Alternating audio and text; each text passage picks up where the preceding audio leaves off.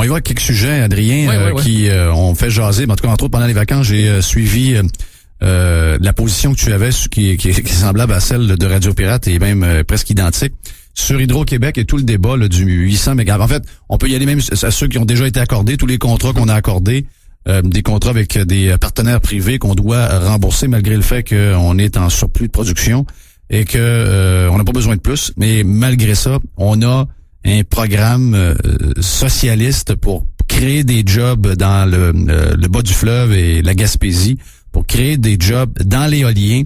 Et même si on n'a pas besoin de 800 mégawatts supplémentaires, on va faire un deal avec une compagnie pour payer d'abord les éoliennes qui sont 2 fois le prix qu'on paye ailleurs au Canada en construction. Par après, au niveau de la production d'électricité elle-même, c'est des prix quand même exorbitants sur les contrats. Si jamais même on était capable de les vendre à l'étranger, parce que du jour au lendemain, on aurait 3-4 clients de plus qui arrivent des États-Unis qui veulent en avoir, on le vendrait entre 1,2 cents le kilowatt et 4 cents le kilowatt en raison de la grande quantité de gaz naturel qu'ils ont aux États-Unis. Donc, c'est un no-win situation nulle part, mais malgré ça, le gouvernement va aller de l'avant et le plus odieux là-dedans, c'est qu'on va augmenter les tarifs d'Hydro-Québec de tout le monde pour des projets politiques qui vont faire plaisir à des Greens, à quelques personnes qui réussissent à avoir accès au pouvoir. Les Stephen Guilbeault sont peut-être une cinquantaine là, qui pataugent dans 50 organismes différents. On a l'impression qu'ils sont 25 000, mais ils sont pas nombreux, mais ils ont quand même du pouvoir et bravo, ils sont en train de réussir. Oui, rappelons-nous que M. Guilbeault et Équiterre sont largement financés par la province de Québec. Je pense qu'ils ont à peu près 1,1 million de subventions en 2012, ce qui est une augmentation de quasiment 93% par rapport à 2011. Alors, c'est peut-être M. Guilbeault veut pas comment on dit, manger la main qui le nourrit, là, ou mordre la main. Mordre la main qui le nourrit. Moi, j'ai beaucoup de difficultés avec la position de M. Guilbeault qui, d'une part, nous dit que, en fait, il y a 3-4 mois, il nous disait qu'il y avait 5 000 emplois dans l'éolien. Là, c'est rendu 50 000 emplois dans l'éolien. Là, c'est du délire complètement. Même Mme Ouellette parle de 5 000, Mme Marois parle de 3 000, puis l'industrie éolienne elle-même parle de 1 500. Alors, je pense que M. Guilbeault, là, il y a un conflit d'intérêts de toute évidence. Mais tu as raison, Jeff, le problème de l'éolien, c'est un problème politique. Moi, j'ai rien contre l'éolien en soi. L'éolien peut être très bon dans certains pays où l'électricité est très chère, où les gens ne vivent pas dans un paradis hydroélectrique comme nous, on vit au Québec. 98% de nos besoins électriques, c'est l'hydroélectricité au Québec. Donc, c'est de l'énergie verte, c'est de l'énergie propre.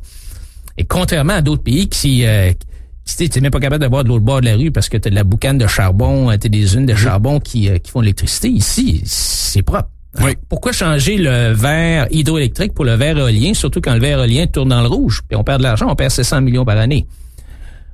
Évidemment, il y a un certain cynisme de la part de la population. Bon, on peut rien faire, c'est fait. C'est vrai qu'on peut rien faire avec les contrats qui ont été signés par les libéraux. Rappelons-nous que c'est surtout les libéraux, là, M. Charest qui a fait ça.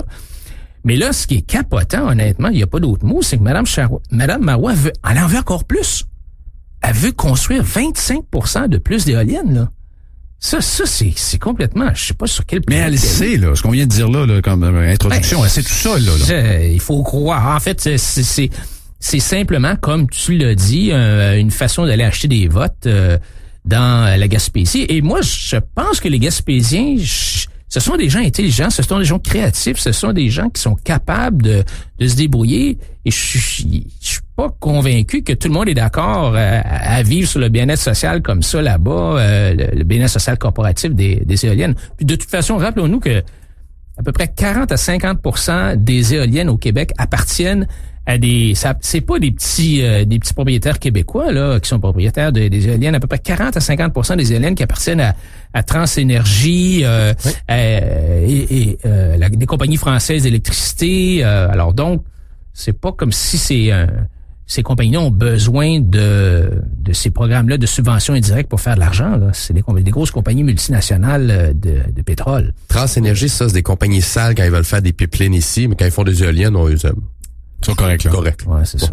Alors donc, on a parti une pétition à queduvent.com pour demander au PQ de reculer et aussi demander aux libéraux de réparer la gaffe qui ont un peu commencé, puis demander à la CAQ aussi de se prononcer.